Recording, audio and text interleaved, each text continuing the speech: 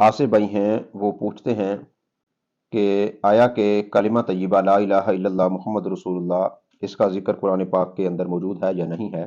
تو سب سے پہلے تو یہ جان لیں کہ قرآن پاک کسی ایک آیت، کسی ایک سورت یا کسی ایک جز کا نام نہیں ہے، بلکہ پورا قرآن پاک اللہ تعالیٰ کا کلام ہے۔ سارے قرآن پر لفظاً و معناً ایمان فرض عین ہے۔ کسی ایک آیت کا انکار پورے قرآن کے انکار کے مترادف ہے۔ قرآن مجید سارے کا سارا یک بارگی نازل نہیں ہوا، بلکہ وقتاً فوقتاً اللہ تعالیٰ کی حکمت سے نازل کیا گیا۔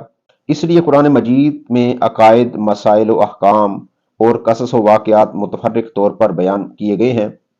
لا الہ الا اللہ محمد رسول اللہ کو کلمہ طیبہ بھی کہتے ہیں اور کلمہ اسلام بھی کہتے ہیں۔ اس کے دونوں اجزاء قرآن مجید میں دو مقامات پر الگ الگ آئے ہیں۔ لا الہ الا اللہ قرآن مجید کی 37ویں سورہ الصافات کی آیت نمبر 35 میں مذکور ہے، اور محمد رسول اللہ قرآن پاک کی 48 سورہ الفتح کی آیت نمبر 29 کی ابتدا میں مذکور ہے۔